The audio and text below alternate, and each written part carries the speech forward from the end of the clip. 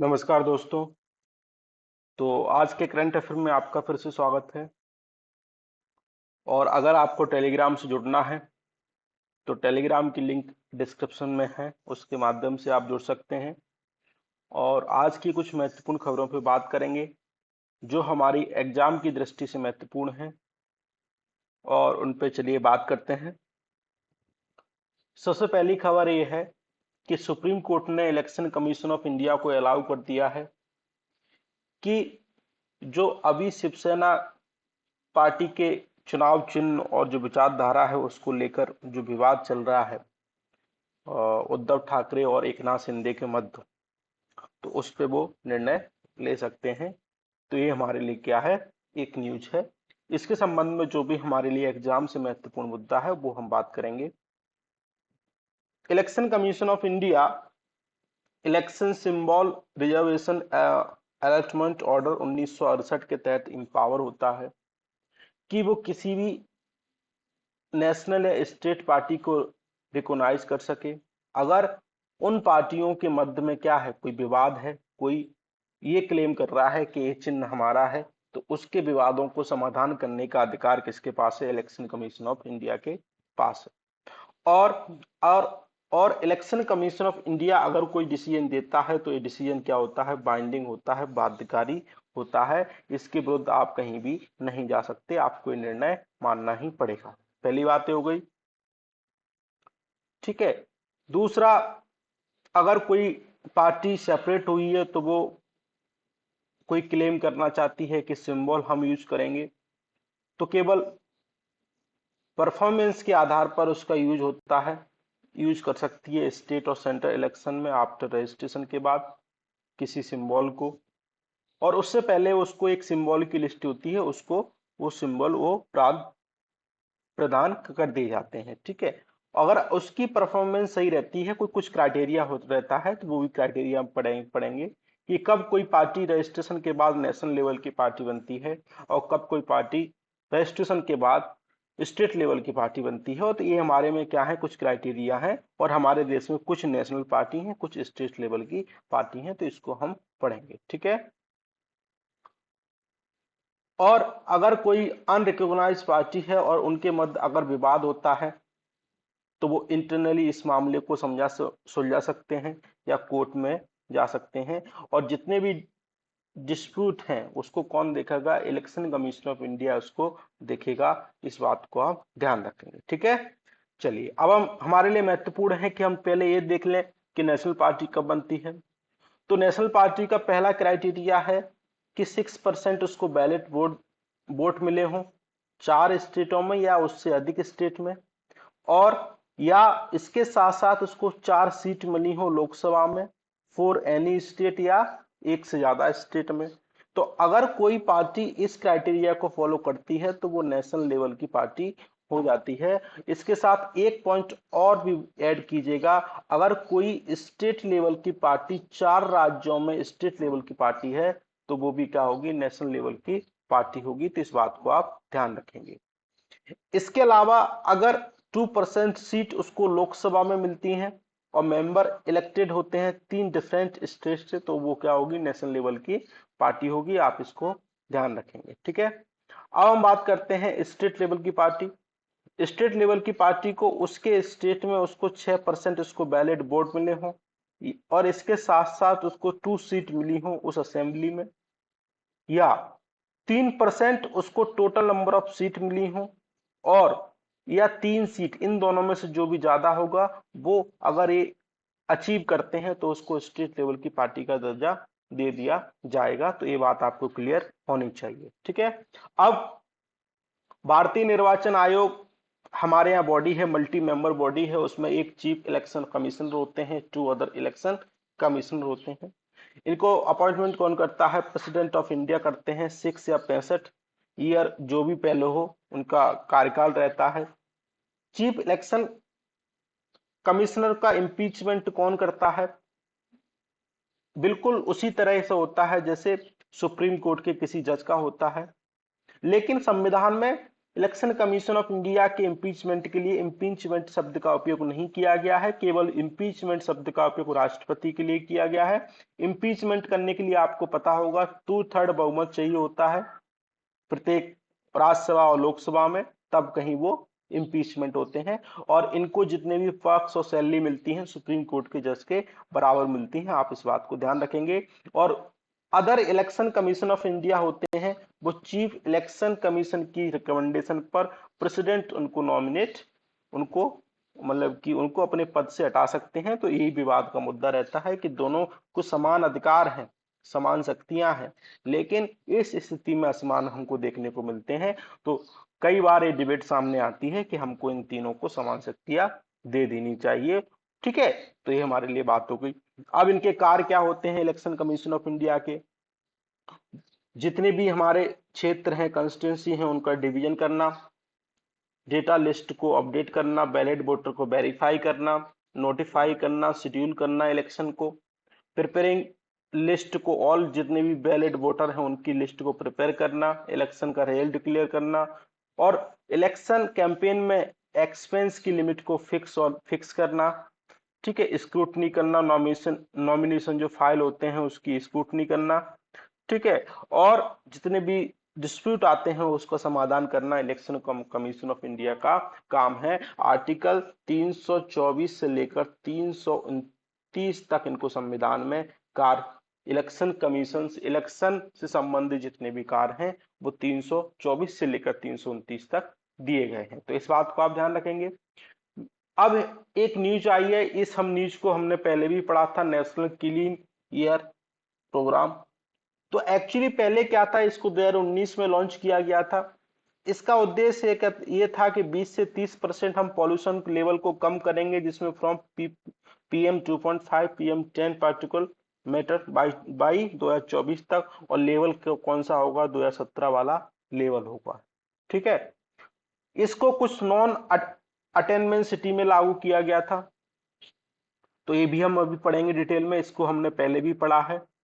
अब क्या किया है सरकार ने, इस नेशनल क्लीन ईयर प्रोग्राम है इसके टारगेट को अपडेट किया है और कहा है कि हम पर्टिकुलर मैटर को 40% तक रिड्यूस करेंगे, कब, 2026 तक। तो अब आप किसको याद रखेंगे, इसको ध्यान रखेंगे। ठीक है, इसको कोऑर्डिनेट कौन करता है, central pollution control control board करता है।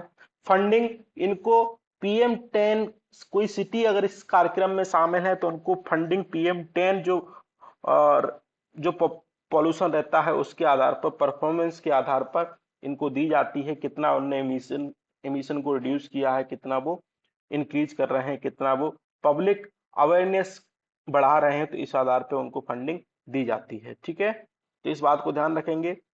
20 अब जो 95 जो नॉन अटेनमेंट सिटी हैं उनको PM10 लेवल 2021 में हमको देखने को मिला, और हाल ही में हमने न्यूज पढ़ी कि जो PM10 पार्टिकल है और नेशनल क्लीन एयर प्रोग्राम है वो सही से वर्क नहीं कर रहा है, और इस आधार पर इनको परफॉर्मेंस करने की आवश्यकता है। ठीक है, अब हम देख लेते हैं कि नॉन अटेनमेंट सिटी क्या होती हैं। तो एक्चुअली एक हमारा एक नेशनल अम्बिट एयर क्वालिटी स्टैंडर्ड होता है जो 2011 से 2015 के बीच में इनको रेगुलेट करता है। इसके अंदर 12 पॉल्यूटेंट होते हैं, और इसको इंप्लीमेंट कौन करता है, सेंट्रल पॉल्यूशन कंट्रोल बोर्ड।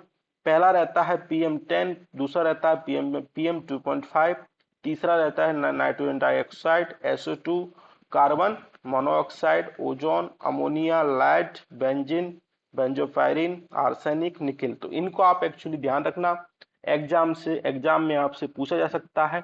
इसमें शामिल कौन नहीं है, इसमें कार्बन डाइऑक्साइड शामिल नहीं है।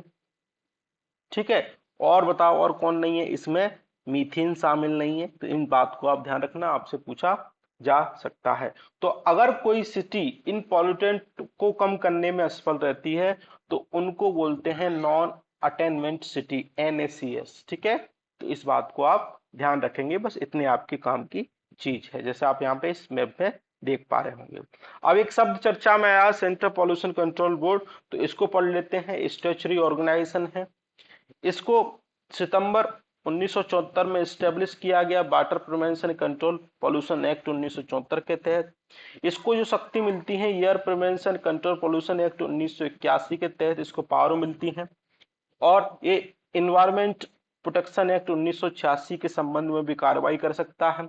वाटर प्रिवेंशन कंट्रोल एक्ट 1974 के संबंध में भी इसको फंक्शन कर सकता है और ईयर के संबंध में भी ये फंक्शन करने का कार्य कर सकता है। लेकिन आप याद क्या रखेंगे, ये जो स्टेब्लिश हुआ वो वाटर प्रिवेंशन कंट्रोल एक्ट 1974 के तहत स्टेब्लिश हुआ, इसलिए क्या है, एक स्टैट्यूटरी बॉडी है, ठीक है। और ये पॉल्यूशन एनवायरमेंट प्रोटेक्शन से संबंधित कार्य करने का प्रयास, मतलब कि उनको संरक्षण करने का प्रयास करता है। तो इस बात को आप ध्यान रखेंगे, ठीक है।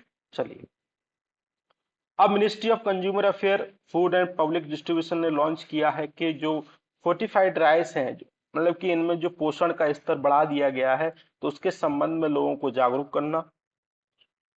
और ये जागरूकता ट्राइबल एरिया में हमको देखने को मिलेगी, स्पेशली गुजरात, महाराष्ट्र, छत्तीसगढ़, मध्य प्रदेश, झारखंड, तेलंगाना, राजस्थान, केरला। और इसके आधार पर जो हमको कुपोषण की समस्या देखने को मिलती है, एनीमिया की समस्या देखने को मिलती है, तो उसमें हमें कम करने का प्रयास करेंगे और मानव संसाधन को बढ़ाने का प्रयास करेंगे। फोर्टिफाइड राइस कर्नेल में एक्चुअली इनको माइक्रो न्यूट्रिएंट बढ़ाने का प्रयास किया जाता है। फसाई ने कहा है कि इसमें आयरन होना चाहिए, फॉलिक एसिड होना चाहिए, विटामिन बी 12 होना चाहिए।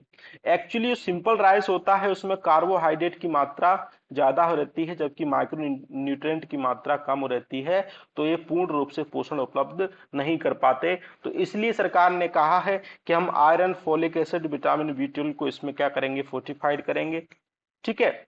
और इनको बढ़ावा देकर हम जो पिछड़े क्षेत्र हैं, ट्राइबल एरिया है, उनमें इसका वितरण करेंगे, ताकि जो एनीमिया की समस्या है वो दूर हो, और भी बहुत सारी समस्या हैं वो भी सारी दूर हो। इसको राइस मिल में ही तैयार किया ले जाता है, पहले इनको डिस्ट्रॉय किया जाता है, फिर इसमें न्यूट्रिएंट्स मिलाए जाते हैं, फिर उसको फिर बनाया जाता है।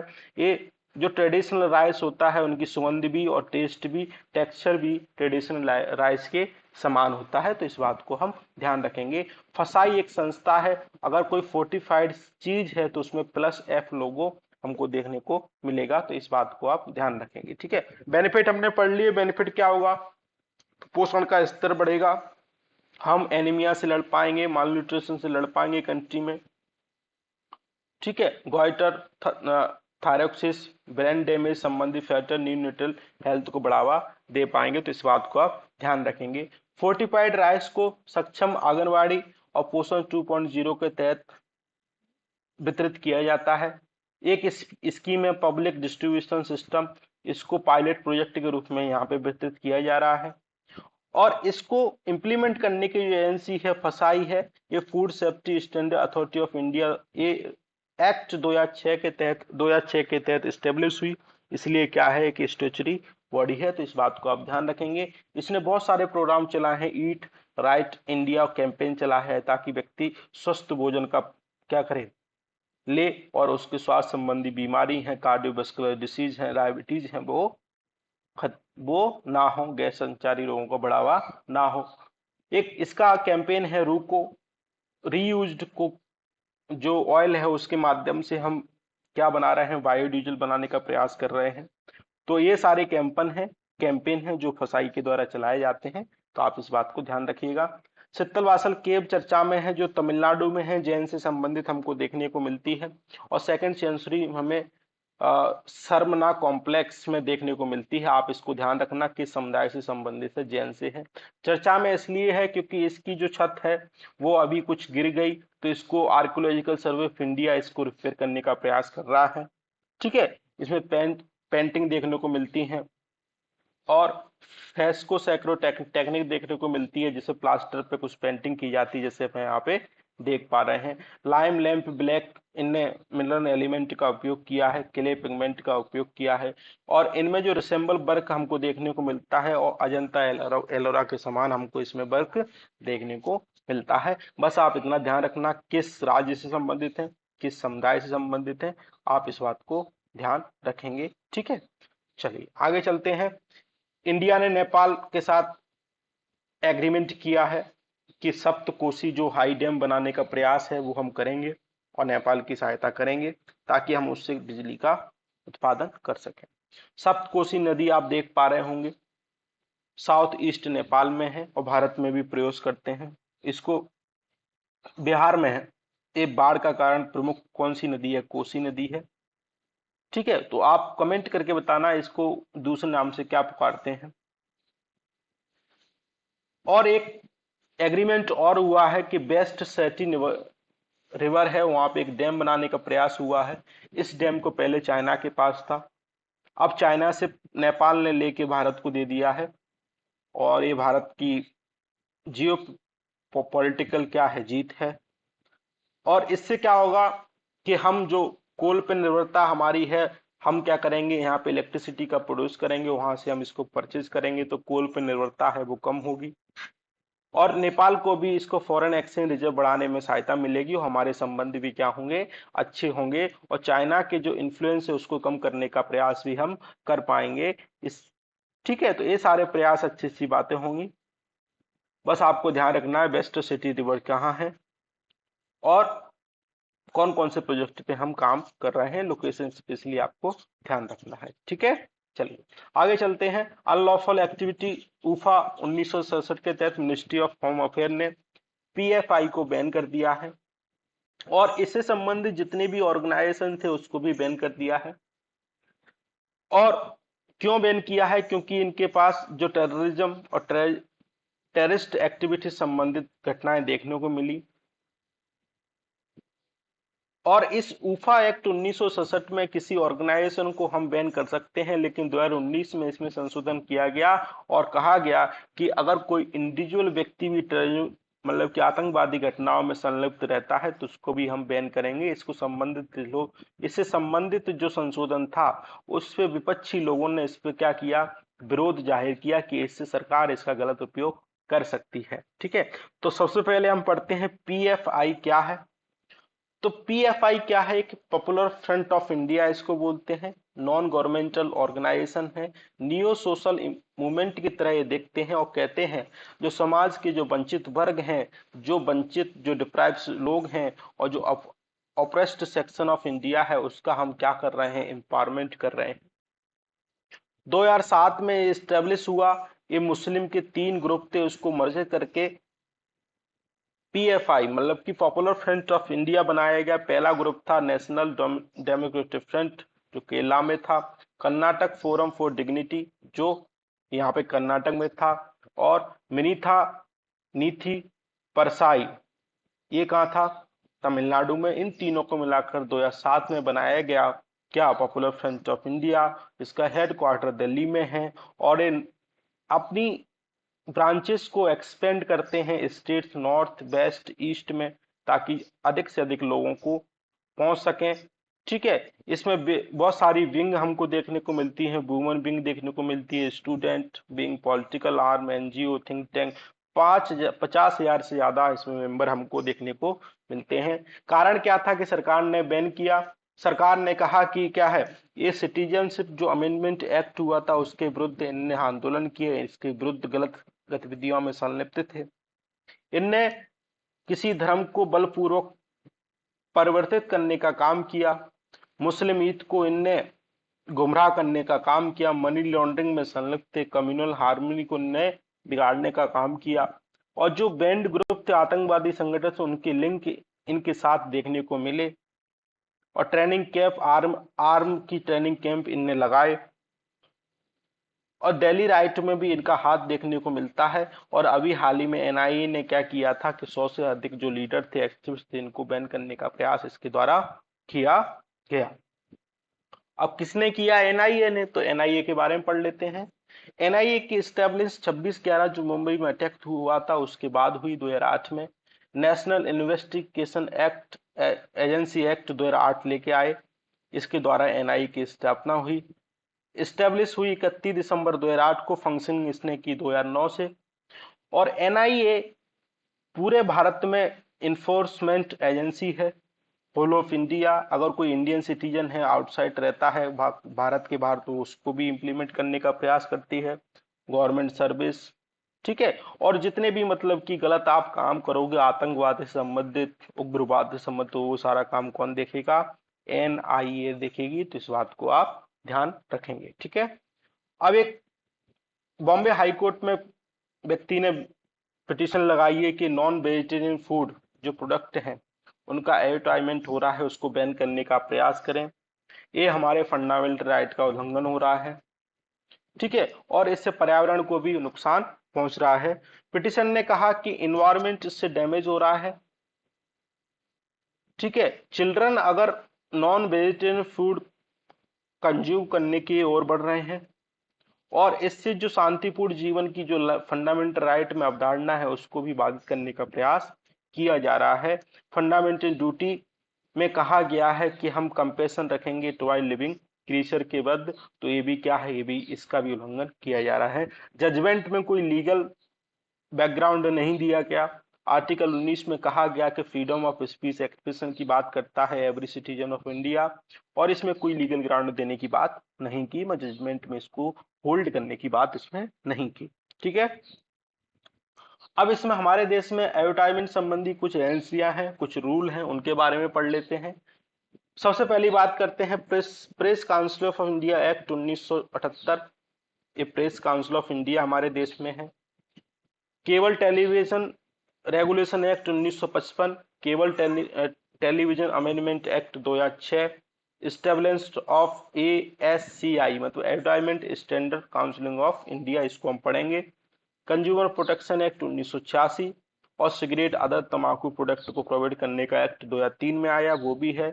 ड्रग और मैजिक रेमेडी एक्ट 1974 और इंडियन पीनल कोड, ये भी ये जितने भी लॉ हैं वो हमारे एडवर्टाइजमेंट संबंधी देश में क्या करते हैं, रेगुलेट करते हैं। अब हम advertisement standard council of India पढ़ लेते हैं। ये क्या है, एक्चुअली सेल्फ रेगुलेटरी बॉडी है और ये मार्केटिंग मीडिया एलाइड कंपनी से संबंधित काम करने का इन सारे लोग इसमें रहते हैं। 1985 में स्टेब्लिश हुई। ये प्रोटेक्शन करती है कंज्यूमर के हितों के, किसमें, सेल्फ रेगुलेशन के आधार पर, और इसके बेसिस कोड हैं कि क्या है, ऑनेस्टी है, डिसेंसी है, नॉर फार्म है और फेयरनेस इन कंपटीशन होना चाहिए। तो इस बात पे क्या करेंगे, ये जो उपभोक्ता है उनके अधिकारों का संरक्षण करेंगे। ठीक है, तो ये बात हमने देख ली। इसको स्पेशली ध्यान रखना, इस स्टेचुरी बॉडी नहीं है, सेल्फ रेगुलेटर काम करती है। इसमें marketing, creative, media, allied company से लोग इसमें शामिल रहते हैं और सेल्फ को रेगुलेट करने का काम करते हैं। ठीक है, अब एक स्वीडन ने कहा है कि हम जो कर्ल गुस्ताफ M4 वेपन्स है सिस्टम है उसको इंडिया में डेवलप करेंगे। इंडिया पहले से इसका यूज कर रहा है। पोर्टेबल मल्टी रोल वेपन है जिसे आप देख पा रहे होंगे। बस इतना ध्यान रखना किस देश से संबंधित है, तो स्वीडन से संबंधित है। Very short range air defence system successfully test किया है डीआरडीओ ने बनाया है। एयर डिफेंस सिस्टम है, जैसे अगर यहाँ से कोई मिसाइल आती है तो यहाँ से मिसाइल आके इसको डिस्ट्रॉय कर सकती है। ठीक है, तो बस इतना से ध्यान रखेंगे। और एक लो एल्टीट्यूड पे काम करता है, शॉर्ट रेंज मिसाइल है, इस बात को आप ध्यान रखें। कमीकाजा ड्रोन चर्चा में था। कमीकाजा ड्रोन ईस्टर्न लद्दाख में बात कर मतलब कि इसको डिप्लॉय करने की बात की जा रही है। बस एक याद रखना है, ड्रोन है, इससे याद हमको कुछ नहीं देखना। दादा साहब फाल्के अवार्ड आशा पारेख को दे दिया गया है 2020 के लिए। Highest recognition field Indian cinema में देखने को मिलता है। पहला जो अवार्ड मिला वो देविका रानी को मिला। इसको 1969 में स्टेब्लिश किया गया दादा साहब फाल्के के कंट्रीब्यूशन में, और फादर ऑफ इंडियन सिनेमा भी इनको बोला जाता है। इनकी जो पहली फिल्म थी राजा हरिश्चंद्र थी, और फर्स्ट इंडियन मूवी रिलीज हुई थी 1913 में, तो इस बात को आप ध्यान रखेंगे। ठीक है, शहीद भगत सिंह चर्चा में थे। अभी हाल ही में शहीद भगत सिंह जो इंटरनेशनल एयरपोर्ट है चंडीगढ़ में उसका रिनेम किया गया है। ये फैसलाबाद डिस्ट्रिक्ट में इनका जन्म हुआ जो अभी पाकिस्तान में देखने को मिलता है। दयानंद एंग्लो वैदिक हाई स्कूल और नेशनल कॉलेज लाहौर में इन्होंने शिक्षा ली। 1926 में इन्होंने नौजवान भारत सभा स्टेब्लिश की जिसे यूथ सोसाइटी ऑफ इंडिया भी बोलते हैं। 1969 में इन्हें बॉम्ब सेंट्रल असेंबली में फेंका और स्लोगन दिया इंकलाब जिंदाबाद। इनके साथ थे बटुकेश्वर दत्त, और ने अपोज किया उसको कि पब्लिक सेफ्टी बिल और ट्रेड डिस्प्यूट बिल को अपोज करने के लिए असेंबली में बम फेंका। इस बात को आप ध्यान रखेंगे। इनकी बुक है why I am atheist, jail diary value, courage of conviction, brave and leadership. इन बुक को आप ध्यान रखेंगे, आपसे एग्जाम में पूछा जा सकता है। ठीक है, चलिए ऐसे कोई इंसेंट प्लांट है जिसको सिल्फियन बोलते हैं, इसकी कई महत्वपूर्ण मेडिसिनल वैल्यू है। ये आपके इंसेंट प्राचीन काल में गोइटर आपको खत्म कर सकता था, नर्व पेन खत्म कर सकता, ठीक है, इंटेस्टाइन डिसऑर्डर खत्म कर सकता था। बस आपको ध्यान रखना है इसकी कई मेडिसिनल वैल्यू है। एक ट्री है, इसको मतलब ट्रेड के जो कॉइन होते थे उस पर भी हमको देखने को मिलता है, ये आप देख पा रहे होंगे। तो ये मेडिटेरेनियन सी में हमको देखने को मिलता था, जो क्लेम किया गया था वो इसके द्वारा बहुत सारी बीमारियां, हेल्थ संबंधित प्रॉब्लम को खत्म किया जा सकता था। ठीक है, अब क्या हो गया है, विलुप्त हो गया है, हमने ज्यादा हार्वेस्टिंग कर दी है, और भी कई सारे सात सारे कारण हैं, और क्लाइमेट चेंज के कारण ये क्या हो गए, विलुप्त हो गए हैं। जो कि आप बस याद रखना, स्लिफियन क्या है, एक मेडिसिनल ट्री है। ठीक है, ग्रीन इकोनॉमी सब चर्चा में है। एक उड़ीसा का जिला बोले कि कोड्डापल्ली और सिंदुरिया है, विलेज है उड़ीसा का, इन्हें ग्रीन इकोनॉमी को बढ़ावा दिया है, जैसे आप देख पा रहे हो। और वसुंधरा नाम का एक नॉन प्रॉफिट ऑर्गेनाइजेशन है, ट्राइबल राइट के बारे में बात करता है। इनने कुछ रूल बनाए हैं कि वो सब पे अप्लाई रहते हैं। जैसे आपने फ्यूल वुड आप कलेक्ट कर सकते हैं ओनली संडे को, ग्रीन टी को आप गिरने नहीं देंगे, मानसून में कोई आप ग्रेजिंग नहीं करेंगे, कलेक्शन माइनर फॉरेस्ट का आप प्रोड्यूस करेंगे, बेम्बू, कैंडू आदि। ठीक है, और आउटसाइडर के द्वारा इसमें कोई कलेक्शन नहीं किया जाएगा, केवल इनसाइडर लोग रहते हैं वो आप इसमें कलेक्शन कर सकते हैं। तो आप इसको एग्जाम्पल के रूप में किसी भी प्रश्न में इसको कोट कर सकते हैं। ठीक है, चलो, एक टीचर है रंजू देवी, इनके फादर इन लॉ थे, इनने इस स्कूल को डिस्ट्रॉय किया था, मार्क्सिस्ट मतलब कि नक्सलवादी थे। सरेंडर होने से पहले इनने इस स्कूल को क्या किया था, एक्सप्लॉइट किया था। और लेकिन अभी उसी स्कूल में आई है, सीआरपीएफ से बोला है कि हम उसी स्कूल में जाएंगे, उसको पढ़ाएंगे, बच्चों को पढ़ाएंगे। तो एक क्या है, सोसाइटी के प्रति आपने कुछ वापस देना, करेज है। कहाँ पे, नक्सल अफेक्टेड एरिया में आप पढ़ाने की कोशिश कर रहे हैं, तो क्या है, करेज है, पब्लिक सर्विस की बात है। तो आप इसको इस नाम को कोट कर सकते हैं, नाम इनका रंजू देवी। ठीक है, जो कि जम्मू डिस्ट्रिक्ट बिहार से संबंधित है। अब एक देश चर्चा में है, इलेक्शन हो रहे हैं यहाँ पे, इटली है, और इटली को दो टाइरेनियन सी में लगता है, ये मेनली क्या है, भूमध्य सागर में हमको देखने को मिलता है, एडियाटिक सी है, और ये मेडिटेरियन सी है, कोर्सिया है, सार्डिनिया है, ठीक है, किंगडम ऑफ सिसली है। अभी यहाँ पे हमारा आईएनएस सुमाया पहुंच गया है, इस बात को आप ध्यान रखेंगे, एक आयोनियन सी है। ठीक है, तो ये हमारे कुछ देश हैं। अब आप कमेंट करके बताना कि जो भूमध्य सागर देश है, वहां से भूमध्य सागरी जो सागर है वहां से कौन कौन से देश लगते हैं। ये जो एरिया रहता है, रीजन रहता है, काफी चर्चा में रहता है, और इसलिए यूपीएससी का ये टॉपिक क्या है, फेवरेट है। यूपीएससी के द्वारा इसमें प्रश्न पूछे जाते हैं मैप से संबंधित। ठीक है, तो आज के डिस्कशन में इतना ही था। आई होप आप लोगों को लेक्चर पसंद आया होगा। Thank you very much.